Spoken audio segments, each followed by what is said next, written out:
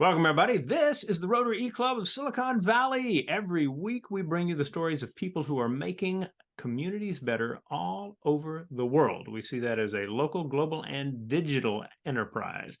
And our club, the Rotary E-Club of Silicon Valley, is part of Rotary International, 1.4 million Rotarians and Rotaractors in 36,000 plus clubs all over the planet.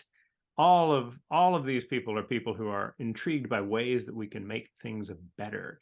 And in the space of making things better, one of our distinguished members of the set participating today, our Paella master Shag, sent me a note a while back saying, "Hey, you should read about this guy."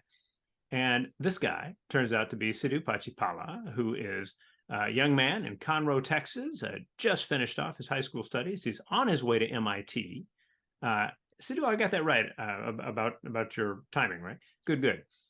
And he has come up with a very interesting way that we can look at figuring out who might be more or less at risk of suicide through using data in all the more effective ways. We're excited to share his story. If you want to read his full bio, then pause the video and on our YouTube channel, scroll down a bit, or on our SiliconValleyRotary.com page, scroll up a bit and take that in. But I will hand it over to you, Siddhu, now. Thank you very much for speaking with us, and welcome to the Rotary E-Club of Silicon Valley. Well, thank you for that introduction. It's not often that like someone straight out of high school gets the opportunity to talk to people as cool as Rotarians and Rotaractors, as you call them. So I'll make the most of the 12 minutes I have for y'all. Hello, everyone. To start, I'd like you to just imagine a world without suicide, a world where people could discover their suicide risk early and get treatment before it's too late. That world seems like it's light years away, but the work I've done tugs us a little closer to it. How exactly? Well, there's this graph from a fellow suicide researcher at Yale, and I think it's pretty good at showing us what exactly the issue is in the United States. Now, sitting in the 21st century, we've gotten really good at stopping all kinds of deaths. You can look at our vehicle fatality or homicide rates over the past few decades, and there's clear drops across the board.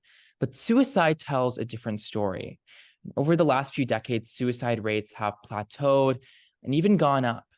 But we stick to the same broken systems from the 1950s, and these are systems that our grandparents used.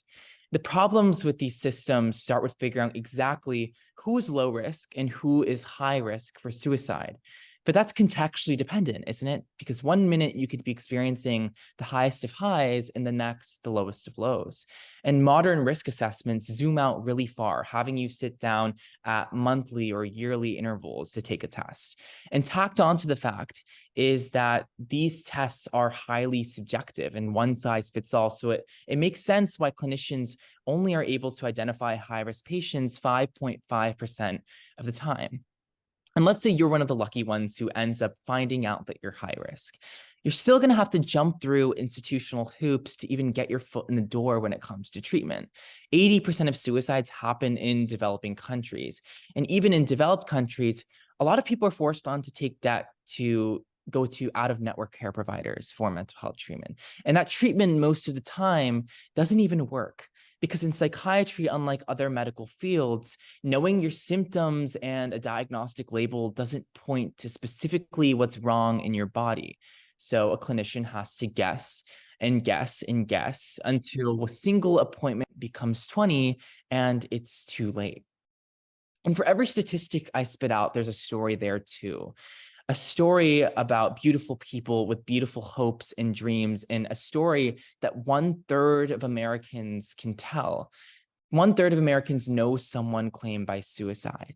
And when we're seeing revolution and revolution after what feels like every single area of science, biotechnology, machine learning, clean energy, it feels like psychiatry is sitting in the dust.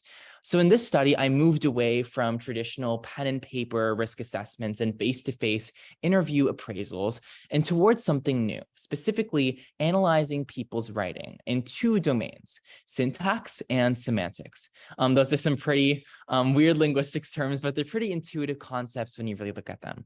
Syntax is how you write. So how are you arranging your words and phrases to form larger sentences? And semantics is what you're writing. What is your word choice? What is the meaning and emotion and tone of that word choice? Now, this might be kind of surprising to y'all, but I'm not actually a licensed clinician. So I legally can't ask people about their suicidal behavior and assign them treatments. But I can build a database of adult diary entries and their results on the suicide status form, which is this assessment that classifies them into low, moderate, and high suicide risk scores and assigns them treatment until it's successful. So I end up using this powerful tool called computational linguistics to convert these diary entries, which are just collection of words, into hundreds of quantitative, syntactic, and semantic descriptors.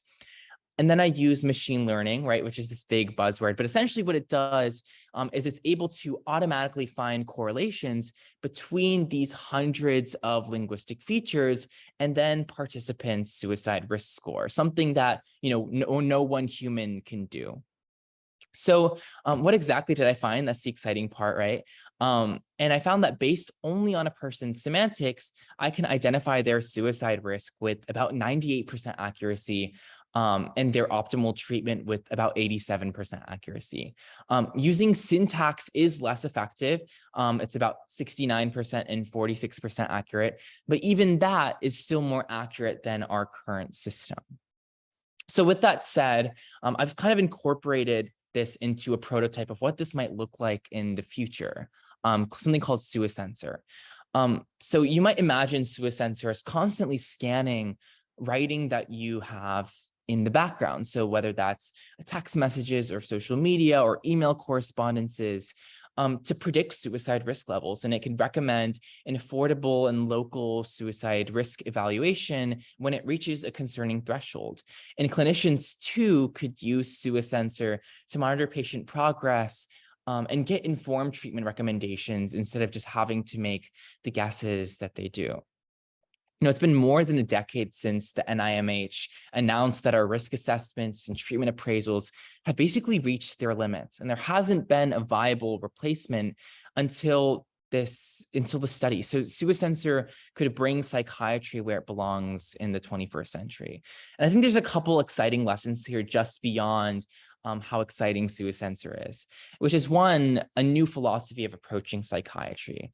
SuiSensor bridges the gap between psychiatry, linguistics, and computer science, fields that normally wouldn't be sitting at the same table.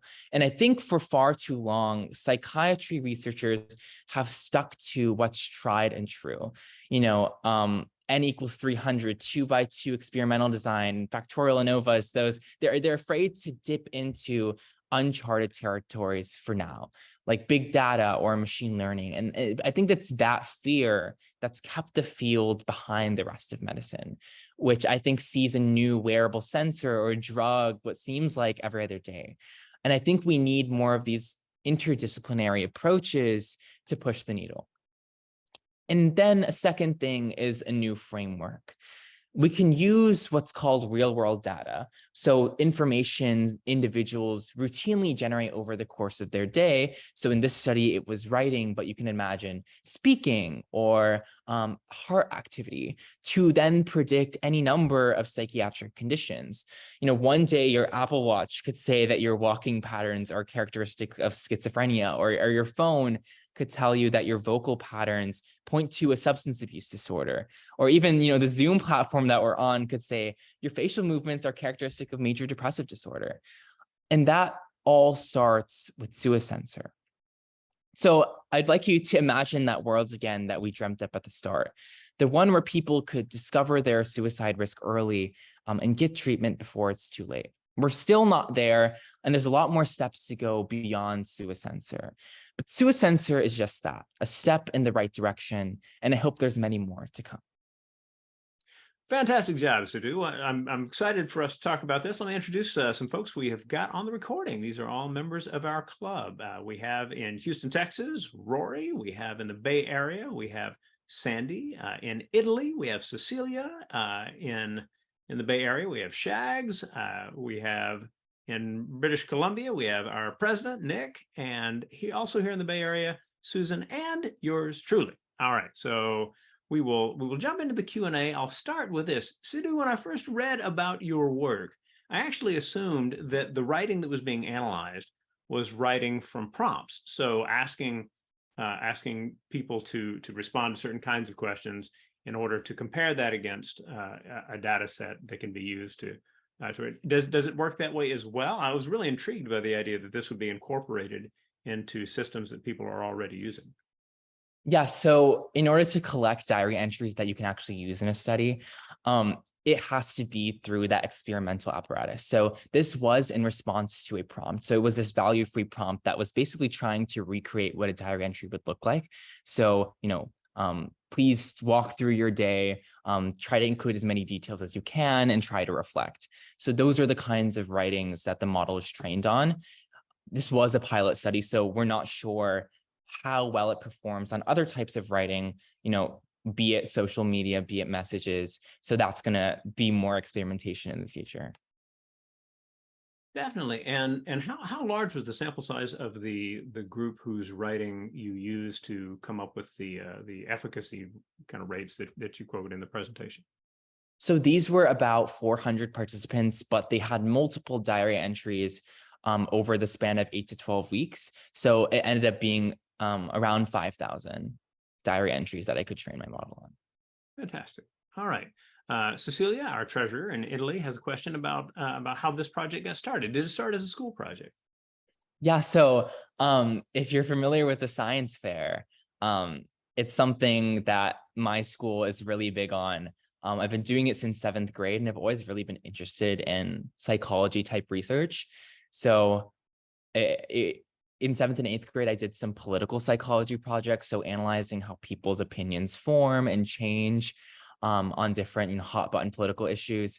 And then in high school, I've been more focused on sort of clinical psychology and approaching it from that computational lens I talked about. So whether it be chronic stress or generalized anxiety disorder, or in this case, analyzing suicide risk, I've been trying to develop these tools that make use of this really exciting technology we have on the horizon. So I've mainly been using AI these past 4 years, and this is the example of, I think, really great things that can come of that. I'll hand it over to Nick for the next question.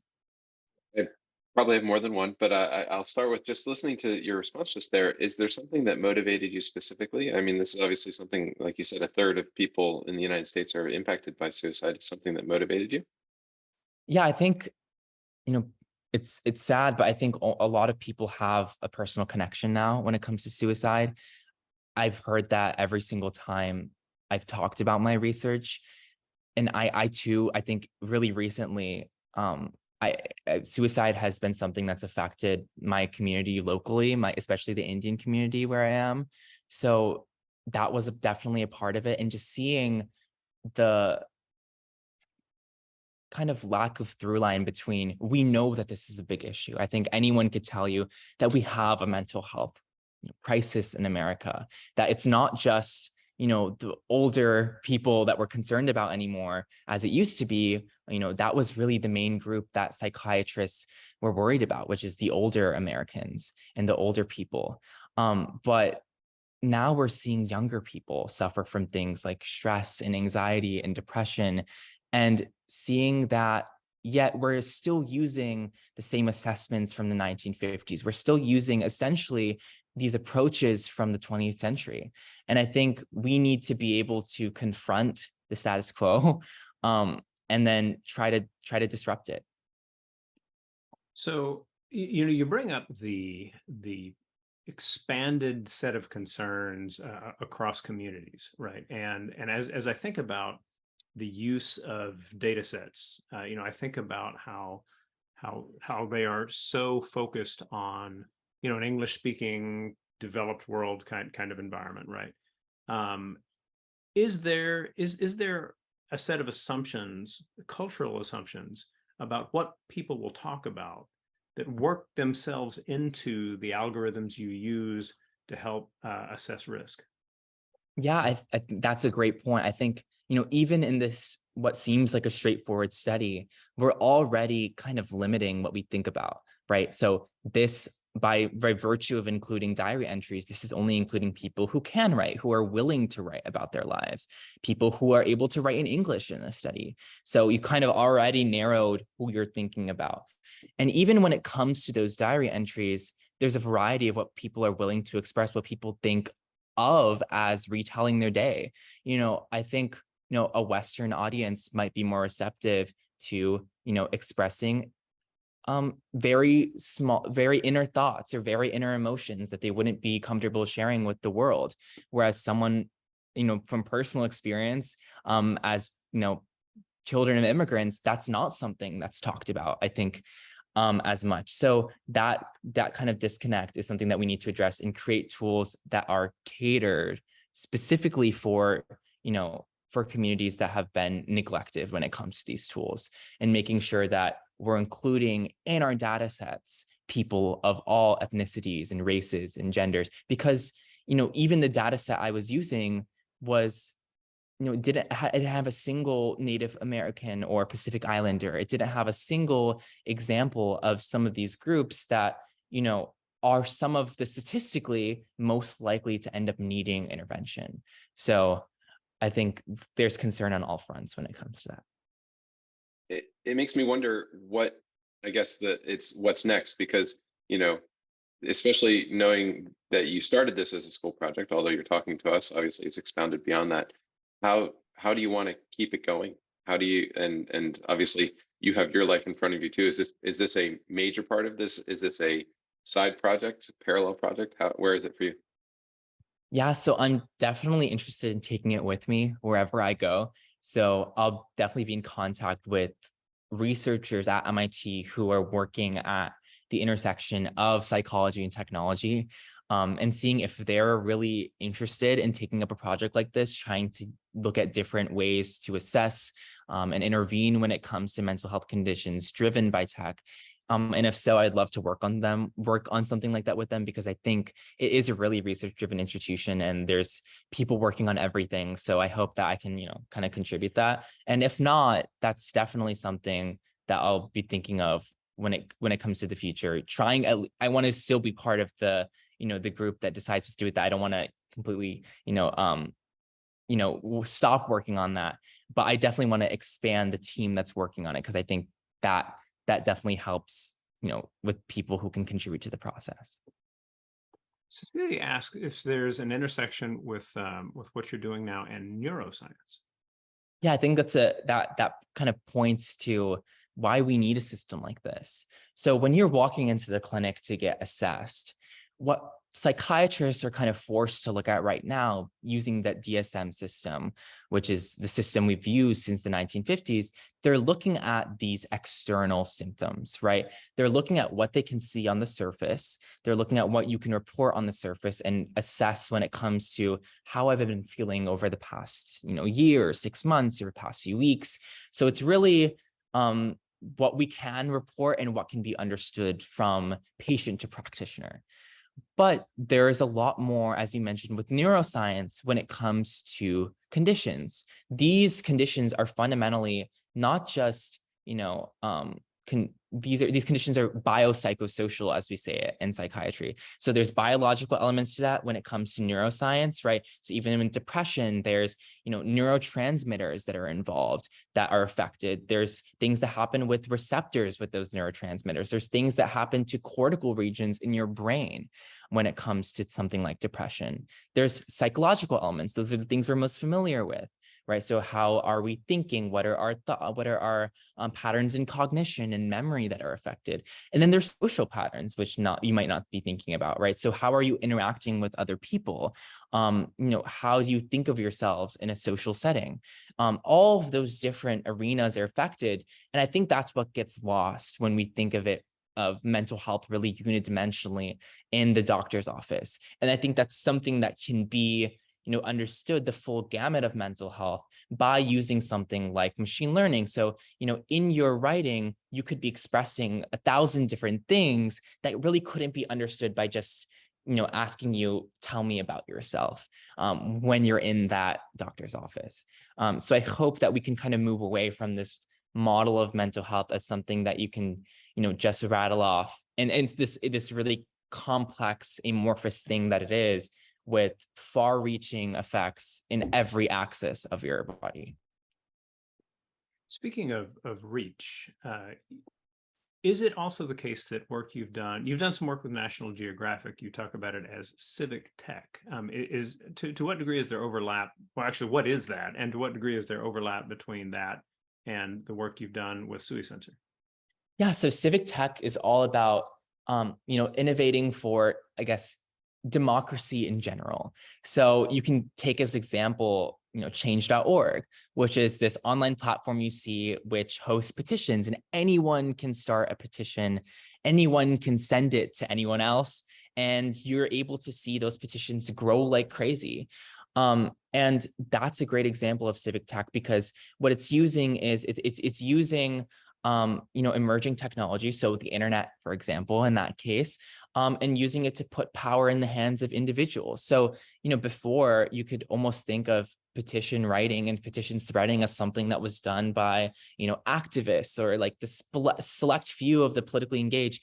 But now I think every high schooler or middle schooler knows what change.org is and has used it for everything, trying to change the food in the cafeteria, or trying to, things as small as that, or things as big as, trying to stop a bill in their state legislature. So it's kind of democratizing power. And I think there's a parallel when it comes to this, which is, trying to help people understand their mental health, putting it right back in their palms, with their devices, and trying to help them understand, okay, am I going through just a bout of sadness, or is this something of major concern that I should probably see a clinician about?